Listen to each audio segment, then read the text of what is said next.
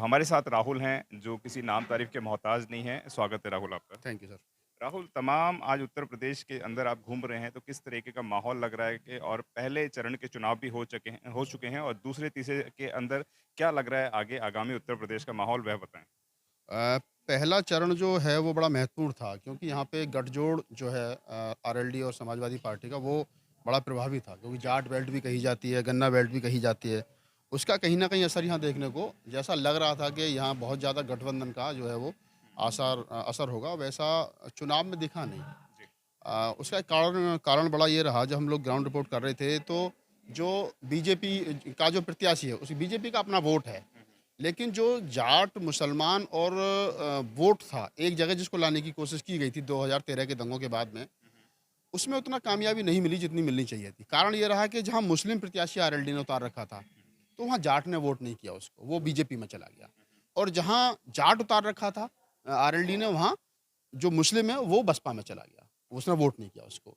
तो वो जो जातिगत समीकरण है, जो जाट को मुसलमान नहीं मिला और मुसलमान को जाट नहीं मिला, और जाट भी जो है वो 2 जगह बँटा है। जी, 60-40 हुआ, 60% गठबंधन में गया तो 40% बीजेपी को गया हिंदुत्व के चक्कर में, जी, कट्टरता के चक्कर में। तो यहाँ त्रिशंकु विधानसभा, जैसा टीवी अखबार बता रहे थे कि त्रिशंकु विधानसभा पश्चिम में बनने की संभावना है, लेकिन मैं ये कह सकता हूँ कि बीजेपी को जितना डेंट मार सकते थे, उतना डेंट बीजेपी को लग नहीं रहा। ओके। मैं 58 सीटों का जो चुनाव हुआ है, 58 में मैं अभी भी देख रहा हूँ कि बीजेपी जो है वो कम से कम 25 सीट की दावेदारी में है यहाँ पर अभी। 58 सीट टोटल चुनाव हुआ हाँ, है और 25 पे आप बीजेपी को बता बीजेपी, रहे हैं, तो और सपा और बसपा को कहाँ देखते हैं? सपा और बसपा को मुझे लग रहा है कि बसपा 15 से 17 सीट जो है वो 25 सीट 15 से 25 सीट की फाइट है, हुँ, और 20 सीट के आसपास बसपा यहाँ ज़्यादा से ज़्यादा बहुत अच्छा करेगी तो 20 सीट बसपा यहाँ निकालेगी। जी, और लगभग गठबंधन जो है, गठबंधन में क्योंकि आरएलडी के पास ज़्यादा सीटें हैं, हुँ, तो आरएलडी 15 सीट निकाल लो, 12 निकाल लो, 10 निकाल लो, मतलब ये समीकरण यही रहेगा।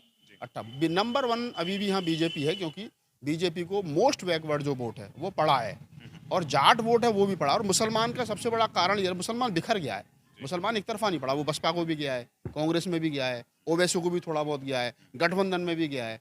तो ये जो दावे लगाए जा रहे थे कि जाट और मुसलमान जो है वो एक साथ आ जाएगा तो आरएलडी को या गठबंधन को बहुत ज़्यादा फ़ायदा होगा, वैसा दिख नहीं रहा ग्राउंड पे। राहुल, जिस तरीके से चुनाव हुए शाम को अखिलेश यादव भी आया, बहन जी ने भी सबको धन्यवाद दिया और हुँ। जिस तरीके से बहन जी ने लगातार ट्विटर पे भी लोगों को अपील करी और तमाम लोगों ने भी अपील करी, तो उस तरीके का माहौल देख के अखिलेश ने अपील करी कि मैं अब ताली नहीं बजाने दूंगा हुँ, क्योंकि बहुत बढ़िया आप लोगों ने वोटिंग करी है, तो हुँ। उनका जो दिख रहा है माहौल वो कहीं ज़्यादा ज़्यादा दिख रहा है। बसपा का भी लोग बता रहे हैं कि इस बार हाथी की लहर पूरे उत्तर तो प्रदेश में आ लहर गई है पहले चरण के अंदर, तो लहर तो ये है कि पिछली बार 19 सीटें थी बसपा की। टीवी अखबार कुछ भी कह ले, मैनस्ट्रीम मीडिया कुछ भी कह ले, लेकिन जो ज़मीनी हकीकत है, हम ये तो नहीं कह रहे कि बसपा की कितनी सीट आएँगी। हम ये भी नहीं कह रहे कि बसपा पूर्ण बहुमत की सरकार बनाएगी। एक एज़ ए पत्रकार, एज़ ए एक्टिविस्ट हम लोग इतना ईमानदारी से ज़रूर कह सकते हैं कि बसपा पहले से कई गुना बेहतर करेगी। अगर पिछली बार 19 और 20 थी, मोदी जी की और योगी की ज़बरदस्त लहर में, और 22-23% वोट था, तो इस बार बसपा पहले से कई गुना बेहतर करने जा रही है, ये हम सोच लें।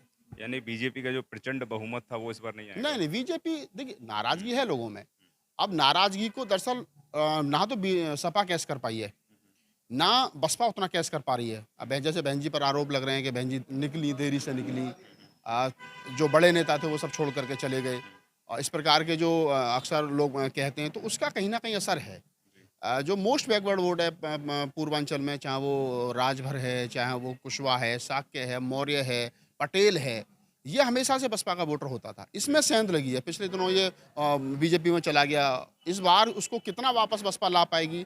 सीमा कुशवाहा को राष्ट्रीय प्रवक्ता बना करके कुशवाहा को साधने की कोशिश की गई है। ओम प्रकाश राजभर प्रदेश अध्यक्ष हैं, उनको भी चुनाव लड़ाया जा रहा है, तो राजभर समाज को साधने की कोशिश की जा रही है। पटेलों को साधने की कोशिश की जा रही है। कई बड़े नेता पटेलों के जो हैं वो चुनाव मैदान में हैं, बसपा के टिकट पे। यादव जो है वो, कई यादव बसपा के टिकट पे हैं, तो प्रत्याशी के रूप में जो जातिगत समीकरण बहन जी ने बनाने की कोशिश की, उसमें कितनी कामयाबी मिलेगी, ये भविष्य के गर्भ में बहुत सारी चीज़ें हैं। राहुल, इलेक्शन पहले चरण के इलेक्शन से पहले हिजाब का हाँ। लगातार वो रहा, 2 दिन पहले इस तरीके का माहौल रहा, तो क्या किस नज़र से आप इसको देखते हैं? क्या कहना मेरा चाहेंगे? मेरा कई टीवी चैनल हमारे साथियों से हमारी बात हुई। देखिए, हमारा जो संविधान है जी, और जो उस डेमोक्रेसी है, वो हमें इस बात के राइट्स है हमारे संविधान में कि हम कुछ भी खाएँ, कुछ भी पहनें, कुछ भी हमारा जो लाइफ़स्टाइल है वो हमारी हमारी मर्ज़ी से होगा, और ये जो हमारा अधिकार है ये हमें संविधान देता है। जो लोग इस पर टीका टिप्पणी कर रहे हैं, हिजाब वाला मामला कर्नाटक का है या और अन्य किसी प्रकार से, क्या अब कई बार वीफ को लेकर के हो हंगामा होता है। तो ये जो माहौल है, ये एक दिन में तैयार क्रिएट नहीं हुआ, एक दिन में तैयार नहीं हुआ। ये 5-7 साल से जब से कट्टरता के आधार पर मुल्क भर में सरकारें चल रही हैं, चाहे वो बीजेपी की सरकार है केंद्र में, चाहे वो राज्यों में सरकारें हैं। माहौल इस प्रकार का बनाया गया है कि जो आज से 10-12 साल, 13 साल पहले बच्चा था, आज वो 20 साल का है, 18 साल का है। तो उसके मन मस्तिष्क में ये बात आ गई है कि नहीं, ये जो हिजाब वाले हैं ये देशद्रोही हैं, ये जो मुसलमान दाढ़ी वाले टोपी वाले हैं ये देशद्रोही हैं, ये जो दलित है ये देशद्रोही है, या ये अछूत है। तो ये जो जो चीज़ें ख़त्म होनी चाहिए थी, जैसे-जैसे शिक्षित भारत हुआ है, जैसे-जैसे संसाधनें लोगों ने जुटाए हैं, तो इन सारी चीज़ों पे कंट्रोल लगना चाहिए था। लेकिन पिछले कुछ दिनों में, 5-7 साल में उन चीज़ों को बढ़ावा दिया गया, क्योंकि जो मेन रूलर पार्टी है उसका उसकी जो राजनीति है वो उसी पर टिकी है। और जब उसकी राजनीति इस पर टिकी है तो वो उसी को बढ़ावा दे रहे हैं। तो ये एक दिन में तैयार नहीं हुआ। मैं तो धन्यवाद देता हूँ उस लड़की को जिसने डट करके मुकाबला किया वहाँ पर दंगाइयों का। मैं तो दंगाई शब्द का इस्तेमाल इसलिए कर रहा हूँ कि किसी के पहने, खाने, ओढ़ने पर हम लोग टीका टिप्पणी नहीं कर सकते। ये हमारा संविधान जो है उसकी इजाज़त नहीं देता है। जी। राहुल, तमाम जो अब इस वक़्त सोशल मीडिया के अलावा जो बड़े-बड़े चैनल्स हैं, वह भी कहीं न कहीं बहन जी के बारे में बोल रहे हैं कि बहन जी को कम आँकने की गलती तो नहीं कर रहे, बड़ी पार्टियाँ या बड़े हुँ। जो पत्रकार हैं या मीडिया है, वह तो इस तरीके के जो स्टेटमेंट हैं, वह भी मीडिया में दिखाए जा रहे हैं। मतलब बहन जी की काफ़ी अच्छी बढ़त दिखा रहे हैं, तो क्या कहना चाहेंगे इस तरीके की मीडिया, देखिए क्योंकि 2 मीडिया कभी इस तरीके की हाँ, दिखाता नहीं है, हाँ। लेकिन फिर भी वो दिखा रहा है, 2 तो क्या 2 कहना चीज़ें चाहेंगे? हैं, 2 चीज़ हैं। जो मीडिया 2 महीने, 3 महीने पहले ये कह रहा था कि बसपा कहीं फाइट में नहीं है, बसपा तो 2 या 3 या 5 सीट लाएगी, पूरे प्रदेश में कोई 10 बता रहा था, कोई कह रहा था डबल डिजिट में नहीं पहुँचेगी, पत्रकार कह रहे थे। अब एक चीज़ तो क्लियर हो गई है, और वो ये क्लियर हो गई है कि जो main stream media, print media ये कह रहा था कि बसपा कहीं फाइट में नहीं है, अब वो पहले फेज़ के चुनाव में ये कह रहा है कि त्रिशंकु विधानसभा है। यानी जिस 58 सीटों में चुनाव हुआ, वहाँ मेन स्ट्रीम मीडिया भी ये कहना शुरू कर दिया है, या जो बड़े पत्रकार हैं उन्होंने ये कहना शुरू कर दिया है कि बसपा फाइट में है और बसपा छुपा रुस्तम भी निकल सकती है।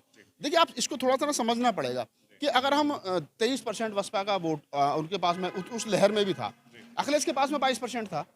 वेस्ट वोट की अगर हम बात कर लें तो 22% शेड्यूल कास्ट उत्तर प्रदेश के अंदर है, और उसमें से अगर जाटव चमार की बात कर लें तो लगभग 16-17% है। यादव की अगर हम बात कर लें सपा का, तो 7% यादव उत्तर प्रदेश के अंदर। तो वेस्ट वोट भी बसपा के पास में ज़्यादा है।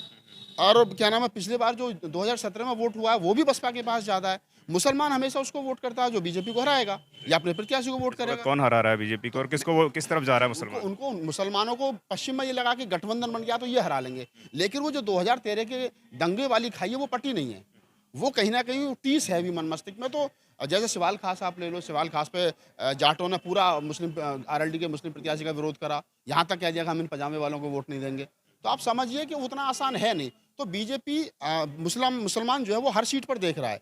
वाच कर रहा है कि मतलब यहाँ ये बसपा हराएगी या गठबंधन हराएगा। जो हरा रहा है वो उसको वोट कर रहे हैं। ये कहना तो लिहाजा बसपा के पक्ष में जो माहौल बन रहा है, जैसे मोस्ट बैकवर्ड वोट जो है, पटेल है, साक्य है, कुशवाहा है, मौर्य है। पिछले दिनों बसपा ने, बहन जी ने खास तौर से उनको मतलब साधने की कोशिश की है। बहन जी के भाषण में देखेंगे इस बार एक नई चीज़ है कि इस बार बहन जी लोकल मुद्दों को बहुत ज़्यादा उठा रही हैं। अगर आगरा में गई तो आगरा में उन्होंने वहाँ अरुण वाल्मीकि हत्याकांड का मामला उठाया।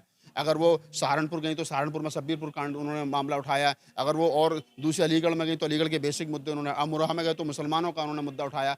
तो जो लोकल मुद्दे हैं जिनसे कहीं न कहीं बसपा सुप्रीमो अब तक मतलब उनको उन ऐसे मुद्दों से नदारद जो है वो रहती थी। लेकिन अब इस बार रैली में बहन जी जो है वो लोकल मुद्दों को फोकस करी, जिससे लोगों की अटैचमेंट जो है वो बसपा के प्रति बढ़ी है। और अभी देखिए पहले फेज़ का चुनाव हुआ, जैसे-जैसे 7 फेज़ का चुनाव धीरे-धीरे करके होगा, तो मैं समझ रहा हूँ कि बसपा दिन प्रतिदिन मेहनत कर रही है और बेहतर भी करेगी। आपने जैसे बहन जी की स्पीचेस की बात करी, तो बहन जी ने कहीं न कहीं अधिकांश बहुत इमोशनल स्पीचेस भी दे रही हैं। जैसे आगरा में बहन जी ने बोला कि मैं पूरे 2 साल आगरा लखनऊ में ही थी, और सिर्फ माताजी का जब देहांत हुआ था तभी मैं 1 दिन के लिए गई थी। हाँ। ऐसे ही उन्होंने पंजाब के अंदर भी एक स्टेटमेंट दिया कि मान्यवर काशीराम साहब और ज़्यादा जीवित रहते, अगर वह हुँ, पंजाब की पंजाब धरती के पे लोग। अपना सीएम देख लेते या अपनी पार्टी को जी, मजबूत देख लेते। तो जी। क्या इस तरीके की इमोशनल अपील जो है बहन जी लगातार कर रही हैं, कितना असर पड़ेगा बहन जी की इन इमोशनल देखिए, अपीलों अभी से? क्या है ना कि इसको इमोशनल कह सकते हैं और सच्चाई भी है, इमोशनल भी है, लेकिन सच्चाई है कि हाँ, ये सच है कि अगर पंजाब के जो सिख समाज है और खासतौर से जो शेड्यूल कास्ट 30% से ज़्यादा है, अगर वो इकट्ठा होकर के सरकार अपनी बना लेता उत्तर प्रदेश की तरह, तो साहब मान्यवर साहब ये सोचते भी मेरा मैं जहाँ पैदा हुआ वहाँ पर जो है वो सरकार बन गई, तो साहब और 2, 4, 5 साल जीते। 10-5 साल हमारे बीच रहते। आगरे का मामला हुआ, जैसे उन्होंने कहा, बहन जी ने ये कहा कि आगरा में बरेली में भाषण में अपने में कि ये दलितों की राजधानी है। तो कहीं न कहीं लोगों को मतलब उत्साहित करने की बात जो है बहन जी बार बार उसको कर रही हैं। जैसे कल उन्होंने औरैया की रैली में कहा कि उन पेंशन का मुद्दा, पुरानी पेंशन बहाली का मुद्दा उन्होंने उठाया है, तो सरकारी कर्मचारियों को साधने की कोशिश की जा रही है। तो ये आप देखेंगे ना, दिन प्रतिदिन अच्छा हो बेहतर होता जा रहा जी, है। भाषण में अच्छा होता जा रहा है, लोगों में उत्साह बढ़ता जा रहा है। अभी तक जो लोग घरों में बैठे थे, जो लोग ये कह रहे थे कि नहीं बसपा कहीं नहीं, अब वो लोग निकल कर के आ रहे हैं, कह रहे हैं नहीं नहीं हम तो सरकार ही बना सकते हैं। तो ये सारी चीज़ें। जी। क्या मुस्लिम वोट डाइवर्ट हो रहा है?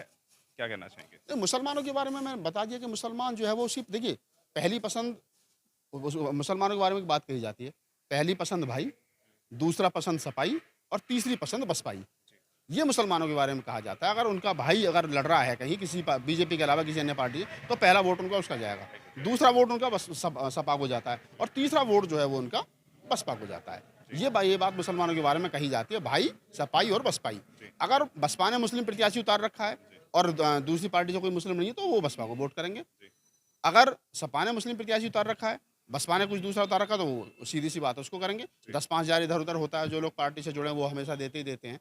तो ये हमेशा से तय है। ब म ये म समाजवादी पार्टी का प्रेम है उनके अंदर।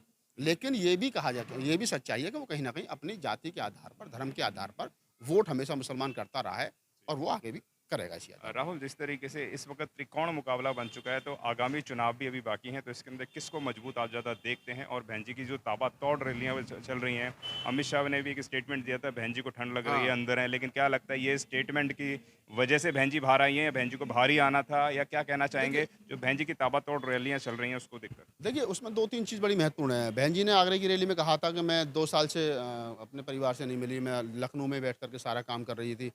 इस बार बसपा ने एक-एक प्रत्याशी को बुला करके उसका इंटरव्यू करके बहन जी ने तब जा करके डिसाइड किया है। पहले बसपा के पास बहुत सारे लोग होते थे, बहन जी ने कहा कि मुझे लोग धोखा दे करके चले गए, पार्टी को छोड़ करके चले गए, पैसा भी लोग पार्टी फंड का लेकर के चले गए। तो इस बार सारी ज़िम्मेदारी चूँकि बहन जी के ऊपर थी, तो इसलिए बहन जी को पहले अपना मतलब वो घर में सारे काम निपटा करके तब बहन जी बाहर निकली। और अब देखो कि मतलब किस प्रकार से जिस प्रकार से बहन जी की रैलियाँ चल रही हैं, 18-20 रैली लगातार हैं बहन जी जी, की। तो 20 रैलियाँ करना, पहले तो ये था अगर कोविड नहीं होता तो हर ज़िले पे जाने का विचार था। एक दिन में 2 मतलब 2 ज़िले करने का कवर करने का विचार था। लेकिन हुआ ये कि कोविड के चलते रैलियों में 1000 की परमिशन बड़ी मुश्किल से मिली। उसके बाद में फिर अब करने लगी हैं। तो अब 18 रैलियाँ करना और फिर उससे एक जो समाज में उत्साह आया है, तो इससे ये लग रहा है कि इन फ्यूचर बसपा एक मजबूत स्थिति में और एक अच्छी ताकत के साथ में उभरेगी। कितनी कामयाब रहेगी बहन जी की मेहनत जो इस तक लगातार कर रही हैं, देखिए और बहुजन समाज जो जिस तरीके से एकजुट होता हुआ नजर आ रहा है, क्या कहना चाहेंगे? देखिए, इसमें मैं तो यही कहूँगा कि ये तो भविष्य गर्म में है कि कितनी कामयाबी मिलेगी, लेकिन ये तय है कि रिज़ल्ट जो है वो चौंकाने वाले होंगे और बहुत अच्छे होंगे और हो सकता है कि पूर्ण बहुमत की सरकार बसपा थोड़ी-सी मेहनत और कर ले। बसपा के नेता बसपा के जो प्रत्याशी हैं वो थोड़ी-सी मेहनत कर जाएँ, तो हो सकता है कि पूर्ण बहुमत की भी सरकार बसपा बना ले, कोई बड़ी बात नहीं है। किस तरीके की थोड़ी मेहनत की बात कर रहे हैं? जैसे बहुत सारे प्रत्याशियों के बारे में आता है कि जी वो मिल नहीं रहे हैं लोगों से या संसाधन उतने नहीं हैं। तो अगर आप चुनाव के मैदान में हैं, युद्ध के मैदान में हैं, तो पूरी तैयारी के साथ आपको जाना पड़ेगा। बहुत सारे प्रत्याशियों के बहुत सारे लोगों के मेरे पास फ़ोन आए, भैया प्रत्याशी बात नहीं कर रहा है, प्रत्याशी मिल नहीं रहा है। हालाँकि जब प्रत्याशी चुनाव लड़ता है तो अपने तरीके से वो सारी चीज़ों को हैंडल करने की कोशिश करता है। लेकिन फिर भी कहीं न कहीं जो लोकल लोग हैं, जो लोकल लोग वोट डलवाते हैं, प्रत्याशी के साथ में घूमते हैं, तो उनकी बात को इग्नोर अगर प्रत्याशी ना करे और क्षेत्र-क्षेत्र, गाँव-गाँव, दर-दर पे वो जाए, तो और बेहतर रिज़ल्ट हो सकता है, क्योंकि 2, 4, 5 हज़ार वोट बड़े चुनाव में इधर-उधर होना कोई बहुत बड़ी बात नहीं है।